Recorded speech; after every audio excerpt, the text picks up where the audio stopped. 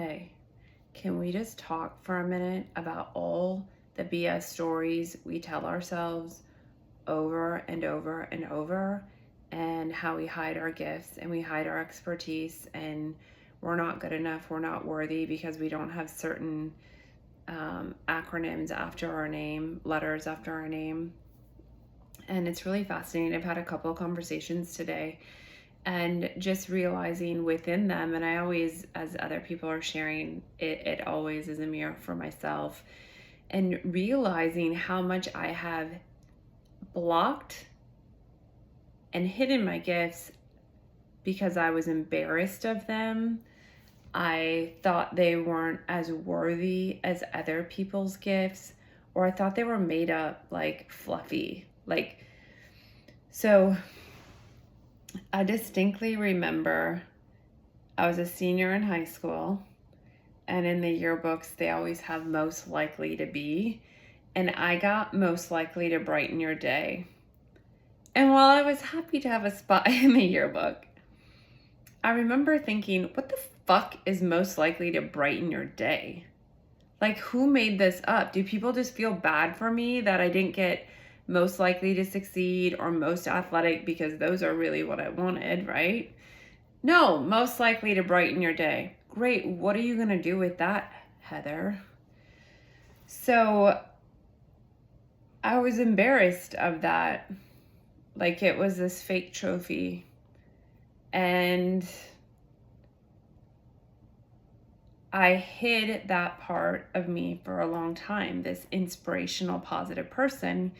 Yet, as a child, and I remember all through my teenage years, all through college, I would lose time reading inspirational books or quotes. I was like a hoarder of quotes. And I had my own notebook where I'd write down my own quotes, and I'd write poetry, and I would decorate it really, really cool. And I did that in solitude by myself, and I loved it. It brought me so much joy. And I remember thinking it was all stupid. The quotes are stupid. The quotes I wrote were certainly stupid. And I was probably just regurgitating something I read somewhere, even though I didn't remember it, because clearly I'm not intelligent enough to come up with my own stuff. And the poetry, who wants to read that? It's a bunch of mumble jumble words with no point. It's not academic in any way. It's a waste of time. So I had all of these books from high school and college where I wrote, and I threw them all away because I thought they were stupid. And then fast forward, I was working in the corporate world. I was climbing the corporate ladder quite quickly, which I do feel very blessed. I had a lot of amazing mentors and opportunities. And so I'm climbing the corporate ladder, and I ask the chief technology officer, who is a male, to be my mentor. And I had a lot of respect for his leadership. He was calm, intelligent. You could tell he cared, yet there was this sense of, I guess, leadership, right? He would make decisions. He would call the shots. He would listen to what you had to say, but he also would make the decision. And so I admired his leadership. And I asked him, will you be my mentor? And he said, yes. And I remember thinking, like, crap, like, what are we going to talk about? So anyways, we started, and I started telling him, like, I don't really know what to do. Like, I don't have any technical skills. I'm not an engineer. I'm not a designer. I don't really know what I bring to the table. So he gave me some homework to go do a bunch of different things and come up with what my gifts and my skills were. So I took every test you can imagine, strength finders, all the things that kicked back my personality and my strengths. And And I looked through, feedback that I had gotten from different teams that I had led and what they liked about my leadership. And I spent time thinking about what do I enjoy. And I put together this list. And I remember meeting with him at this little round table, looking out this window. And as I was walking up to his office, almost brings tears to my eyes, I remember thinking, I don't have any good gifts. Like, this sucks. Like, I have to go into this meeting with him and tell him, like, here's all my gifts and my strengths. And he's going to be like, you shouldn't have the job you have. Can you go back and try this exercise again? So I was preparing to be completely rejected. Like, I messed up the exercise. I didn't have any gifts. So I sat down with him on all these pieces of paper and written out. And I tried to like mind map all these things. And I'm like, they're all fluffy gifts. They're all fluffy. I don't have any concrete gifts. I'm not good at statistics for marketing. I'm not a actuary. I'm not good with numbers. I'm not a designer. I'm not an engineer. I'm not. These are all fluffy gifts. And he just took me in and didn't criticize my gifts at all. He actually kind of just let me get it out, which was actually the best gift, because I distinctly remember he was somewhat non-reactive to my fuss about my fluffy gifts. So that stuck with me. Clearly, I'm sharing it with you today. And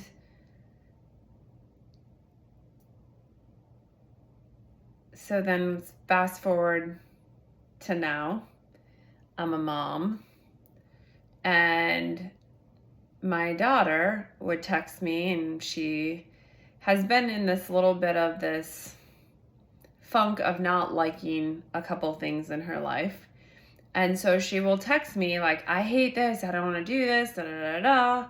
And while I am all for being a place for you to vent and share your feelings, and I love that, and I want to know what's going on, I am not one just to sit and complain. I'm not going to jump in the pool of negativity with anyone ever. Ever. That's not who I am. So I respond to one of her texts and I give her some uplifting encouragement. And I get this text back from her. And it's literally like, can you stop with the inspiration, the emoji, crying? She wanted nothing to do with who I was at my core. So it hurt to be rejected, one, by your own kid, and to be rejected by everything I had been rejecting myself with for my entire life. So fast forward, I had a conversation with her and I was like, look, I told her exactly, like, I'm happy to listen. If you just need a vent and you're frustrated, I will always be here to listen. And also, you need to know who I am as a person. I'm naturally positive. I'm naturally inspiration. I will always find the silver lining, always. Not to say that there's moments where I don't lose myself and get in a funk, but I pop out fairly quickly. Like, we're not staying here. It's not serving me. It's useless. And I will pop out. And some people are like, well, that's toxic positivity. Call it what you want. It has saved my life, which is a time for another story, another day, another story. So I told her, I said, look, sweetheart, you're coming to the donut shop, Mom, asking for a cheeseburger. With the ingredients I have here and who I am at the donut shop, the most I could make you would probably be a hamburger bun, cheeseburger bun. But I have no cheese, I have no beef. I cannot make you a cheeseburger. With all my might, there is not the ability within me to make you a cheeseburger. So she handled it well, and that was the first step of me regaining and reclaiming my truth of who I am. I am inspirational. I am positive. I do believe that everything is unfolding for us. I do believe there are crappy circumstances in life, and I do believe there is a silver lining, and I do believe you have a choice of whether or not you want to choose the silver lining. I do believe some people will call it toxic positivity, and I don't really give a shit. I don't care. So what I have been working towards is reclaiming who I really am versus hiding and feeling embarrassed of my inspiration, being embarrassed of my natural positive outlook.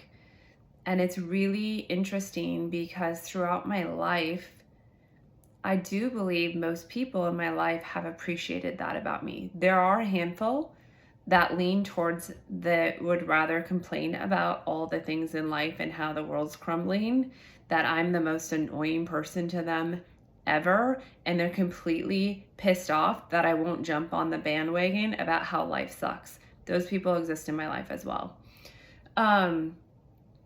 But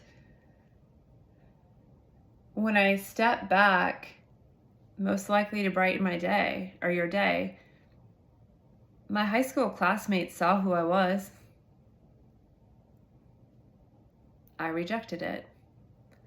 I've had many people tell me they just want to tuck me in their pocket and just pull me out and have me uplift them whenever they need it, over and over and over. And I thought, well, that's silly, that's stupid, they're just being nice. There's no value in that. I also have people who only reach out to me when their life is falling apart to help them shift their perspective, to help them find their strength, find their own power, see the light, help them see through it. And while for a long time I had a lot of resentment about that because I felt I was being used, there's no denying they saw who I was and where I fit in their life. And so I'm stepping back into that and just owning one of my gifts and who I am is inspirational.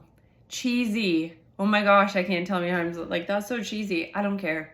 It's cheesy. I don't care. It makes me happy. It brings me joy. I see the good in most people. I do see dark energy. I used to ignore it and just see like the possibility of light. I do see dark energy, but I see the light. I see the humanity. I see the love.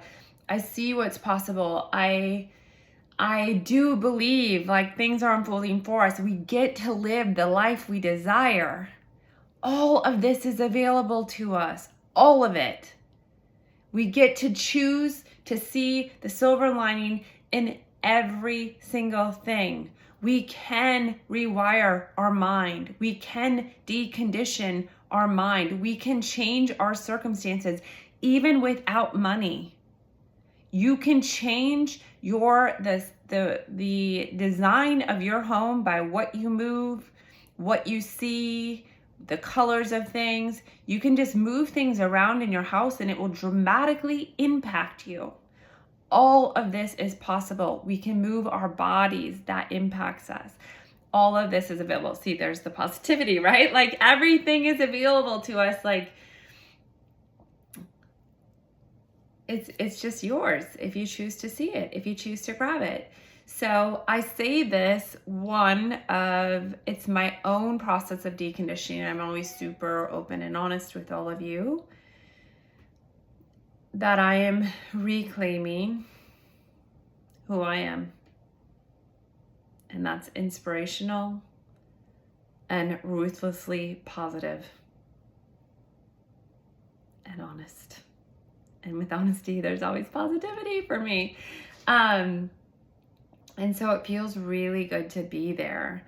And in reflection, I know that so many people are in the same boat where they want to reclaim something. And a lot of people, it is a positive outlook. They want to be inspired. They want to believe there's a better life for themselves and their kids. They know it's out there, but they're afraid to claim it. They're afraid of what people will think for them. They're afraid if they're wrong. They're just afraid to step outside their comfort zone. They don't want to feel the edge of anything, but they're ready. They're ready. And so for all of you out there who are ready to step back into who you really are, who are ready to live an inspired life, I am ready for you, and I'm excited for you. And I'm just sending you so much love. So if you're still hanging on with this video, thank you. And just know that right now I'm just sending you love to step back into that inspiration, step back into that positive mindset. Own it, claim it, it's yours. I'm ready for you. You're ready for life. Like, we get to do this.